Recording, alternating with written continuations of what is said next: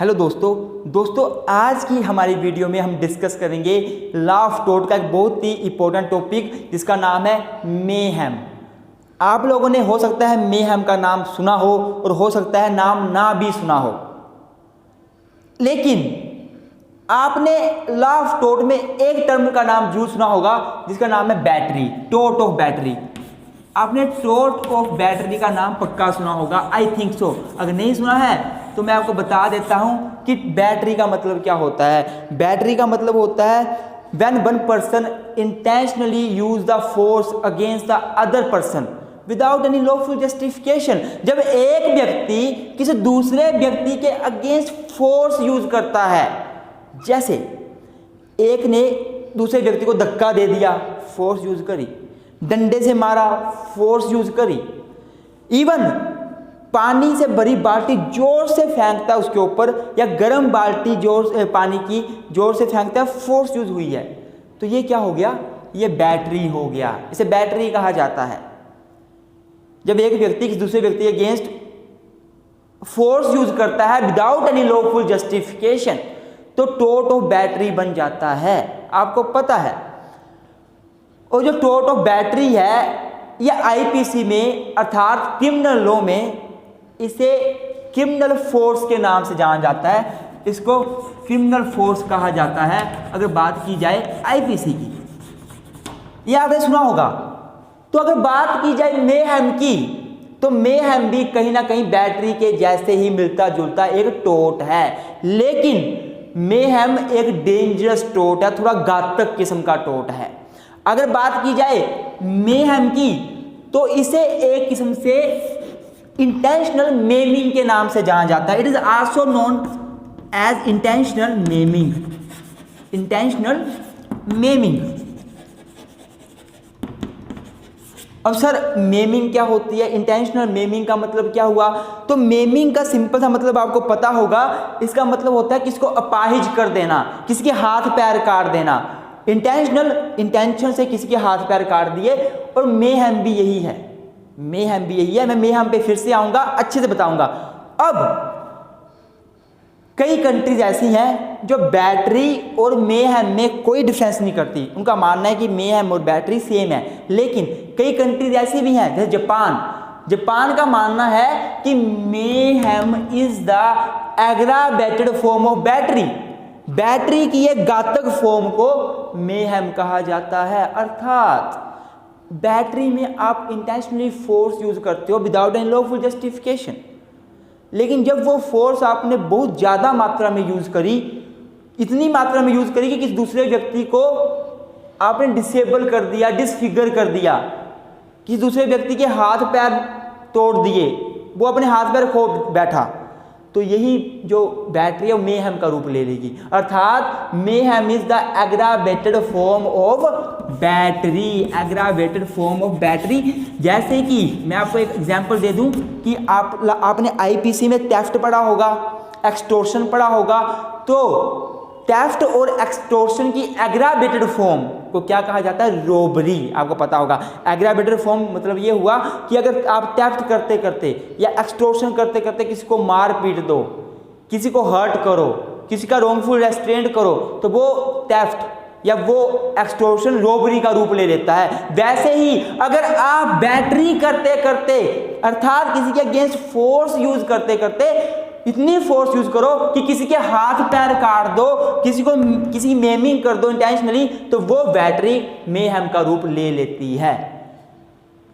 अगर मैं अमेरिका की बात करूं, तो अमेरिका में मेहम को बहुत ही घातक टोट माना गया है। बहुत ही घातक किस्म का एक टोट माना गया है। मेहम जो है इसे यूनाइटेड स्टेट में क्या माना जाता है? फिलोनी, FELONY, फिलोनी। अर्थात बहुत ही घातक, डेंजरस टाइप का फिलोनी माना जाता है इसे। अब अगर मैं डेफिनेशन की बात करूं, तो मैं आपको डेफिनेशन बता देता हूं इसकी है क्या।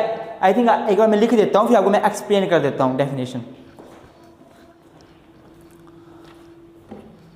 हाँ जी स्टूडेंट्स, तो अगर मीनिंग की बात की जाए कि मेहम का मीनिंग क्या होता है, तो मैंने लिख दिया यहाँ पे कि mayhem simply means the act of maliciously disabling और डिसफिगरिंग अनदर पर्सन। अर्थात मेहम का सिंपल सा मतलब है एक ऐसा एक्ट जो व्यक्ति करता है, बैड इंटेंशन से करता है और उस एक्ट से वो किसी दूसरे व्यक्ति को डिसेबल कर, दो वर्ड बोला, दो वर्ड, डिसेबल कर देता है और डिसफिगर कर देता है। Therefore, mayhem simply means the act of the maliciously act which disfigure the other person or disable the other person। अब क्या होता है डिसेबलिंग और डिसफिगरिंग? अगर डिसेबलिंग की बात करूं तो डिसेबलिंग का सिंपल सा मतलब है कि किसी व्यक्ति के बॉडी पार्ट को डिसेबल कर देना। एक व्यक्ति किसी दूसरे व्यक्ति के अगेंस्ट फोर्स यूज करता है, उसको मारता है, इतना मारता है कि वो उस व्यक्ति के बॉडी पार्ट काम करना बंद करवा देता है। बॉडी पार्ट ही काम नहीं करते, जैसे हाथ पैरों को इतना मारा कि उसके हाथ पैर ही काम करना बंद कर दिए, ये डिसेबलिंग होती है। डिसेबलिंग का मतलब क्या है? जैसे डिसेबलिंग में दो चीज़ें आती हैं। एक तो डिसेबलिंग में मतलब होगा कि आपने किसी के हाथ पैर काट दिए, अलग कर दिए, ये डिसेबलिंग है। अलग कर दिए मतलब वो काम नहीं कर सकते अब कभी भी। दूसरा डिसेबलिंग का मतलब क्या है कि आपने हाथ पैर अलग नहीं किए, रिमूव नहीं किए, पर आपने इतना मारा कि वो काम करना ही बंद कर गए। जैसे कोई ए है, वो बी को बाजू पे डंडे मारता है, इतने डंडा लोहे का है, इतना मारता है वो हाथ साथ में लगा हुआ है, रिमूव नहीं हुआ है, पर काम करना बंद कर देता है। और अगर ऐसा होता है उसका मतलब डिसेबलिंग। तो अर्थात ए ने टोट किया मेहम का, ये क्रिमिनल ऑफेंस भी है, पर हम टोट की बात करें, मेहम क्या होता है? तो मेहम का मतलब है कि किसी अगेंस्ट फोर्स को यूज करना, ऐसा एक्ट करना कि उस एक्ट से अगले बंदे को डिसेबल कर देना। डिसेबल क्या है? जैसे मैंने आपको बताया कि हाथ पैर काम करना बंद कर दिए। हाथ पैर काम करना बंद कैसे करेंगे? या तो उसके हाथ पैर काट दिए आपने, रिमूव कर दिए, या फिर रिमूव तो नहीं किए पर इतना मारा कि वो काम करना ही बंद कर गया, ये हो गया डिसेबलमेंट। अब डिसफिगरमेंट क्या होता है? डिसफिगरमेंट क्या होता है? अगर डिसफिगरमेंट की बात की जाए तो इसका मतलब होता है कि किसी का हुलिया ही बदल देना, किसी का फेस का हुलिया बदल देना या बॉडी का हुलिया बदल देना। क्या हुलिया बदल देना?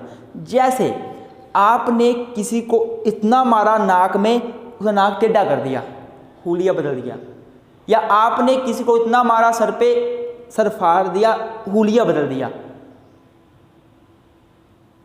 डिसेबलमेंट में क्या होता है कि आपने बॉडी पार्ट अलग कर दिए या उनको मारा, वो काम करना बंद कर गए। नाक में मारा, नाक से सांस लेना बंद होगी, ये डिसेबलमेंट हो जाएगा। पर अगर आपने इतना मारा कि उसका हुलिया चेंज हो गया, नाक टेढ़ा हो गया, पर सांस ले रहा है, काम हो रहे हैं, उसकी पोजीशन चेंज कर दी, ये हाथ ऐसे है, उसको टेढ़ा कर दिया, हाथ की पोजीशन ही चेंज कर दी, ये हो गया disfigurement. Disfigurement means to change the position of body parts, उसमें आपने अल्टरेशन कर दी। अगर मैं आपको बताऊंगा कि डिसेबलमेंट को एक केस लो है, वहां पे डिफाइन किया गया है, और डिसफिगरमेंट को भी डिफाइन किया गया है। अगर बात की जाए डिसेबलमेंट की तो एक केस लो है वोर्स वर्सेस स्टेट। अगर बात की जाए डिसेबलमेंट की, it has been defined under in the case worse versus state. एक वोर्स वर्सेस स्टेट का केस हुआ था, इस केस में टर्म डिसेबलमेंट को डिफाइन किया गया था। तो डिसेबलमेंट क्या डिफाइन की थी इस केस में? सिंपल सी बात बोली, disable is defined as the loss of use of a major body part. Disablement क्या है? Loss of use of major body part. जब एक व्यक्ति अपने शरीर का मेजर बॉडी पार्ट को लॉस कर दे, यूज ना कर सके, but body part need not be removed for the victim to be considered disablement. साथ में क्या बोला कि डिसेबलमेंट का मतलब है जब एक व्यक्ति अपने शरीर का मेजर बॉडी पार्ट को यूज ना कर सके, उसके बॉडी पार्ट को वो यूज ना कर सके, पर इसका मतलब ये भी नहीं है कि डिसेबलमेंट के लिए बॉडी पार्ट को रिमूव करना पड़ेगा, रिमूव करने की जरूरत नहीं है। हाँ, रिमूव किया जा सकता है, आप रिमूव कर सकते हो तब भी डिसेबलमेंट माना जाएगा। पर अगर आप रिमूव नहीं कर रहे, वो उसके साथ ही जुड़ा हुआ है, पर आपने उसको इतना मारा है कि वो साथ में तो जुड़ा हुआ है उसके बॉडी पार्ट, वो काम नहीं कर रहा, तो वो भी क्या माना जाएगा, डिसेबलमेंट माना जाएगा। इस केस में बोला, एक बार आप लिख लो, लिखना है तो, disable is defined as the loss of use of a major body part what body part need not be removed for the victim to be considered disablement always. हमेशा बॉडी पार्ट रिमूव ही हो ऐसी बात नहीं है। मैंने पहले बोल दिया डिसेबलमेंट में दो चीजें हैं, एक तो आप किसी के बॉडी पार्ट को रिमूव कर दो, वो भी डिसेबलमेंट है, या फिर आपने उसको इतना मारा कि रिमूव तो नहीं किया, वो उसके साथ लगा हुआ पर वो काम करना बंद कर गया जो बॉडी पार्ट है। अब हाथ का एग्जांपल ले लो, पैर का ले लो, जो भी ले लो, जो आपको ठीक लगे। दूसरा डिसफिगरमेंट है, ये कहाँ डिफाइन किया गया है, state versus Raul. State versus Raul का केस है, मैं लिख देता हूँ, state versus RAULIE, state versus Raulie. State versus Raulie में डिसफिगरमेंट को डिफाइन किया गया, और कैसे किया गया सुन लो। Disfigurement is defined as the alteration of victims face. Disfigurement का मतलब क्या है, अल्टरेशन ऑफ विक्टिम फेस, अर्थात एक व्यक्ति ने किसी दूसरे व्यक्ति को मारा, जिसको मारा वो विक्टिम बन गया, उसके फेस में अल्टरेशन कर देना, चेंज कर देना, बदल देना फेस, हुलिया बदल देना, मैंने पहले कहा था। अल्टरेशन ऑफ विक्टिम फेस और बॉडी, या बॉडी का हुलिया बदल देना, that changes his normal appearance.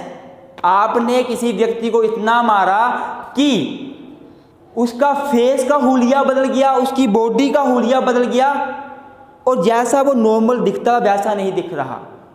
एक व्यक्ति है, मैं हूं, मैं नॉर्मल दिख रहा हूं, मेरे को किसने मारा, मेरा नाक टेढ़ा कर दिया, नॉर्मल अपीयरेंस नहीं हो रही, अब अलग दिख रहा हूं मैं, मेरे फेस को किसने हुलिया बदल दिया। या फिर मान लो किसने मेरे को मारा, मेरे शरीर, मेरी बॉडी का हाथ पैर ऐसे हैं, इतना मारा, टेढ़े हो गए, काम तो कर रहे हैं पर टेढ़े हो गए, अपीयरेंस चेंज कर दी, अल्टरेशन कर दिया बॉडी में, तो ये हो गया डिसफिगरमेंट। तो मेहम का मतलब क्या होता है कि अगर आप किसी व्यक्ति के अगेंस्ट ऐसा एक्ट यूज करते हो, मैलिशियसली कोई एक्ट यूज करते हो, और उस एक्ट से आप उस व्यक्ति की बॉडी पार्ट को अल्टर कर देते हो, बॉडी पार्ट को चेंज कर देते हो, या फिर बॉडी पार्ट को रिमूव कर देते हो, या इतना मारते पीटते हो कि उसका बॉडी पार्ट काम करना ही बंद कर दे, अर्थात अगर आप किसी को डिसेबल कर दो, डिसफिगर कर दो, तो आपने टोटल मेहम किया है।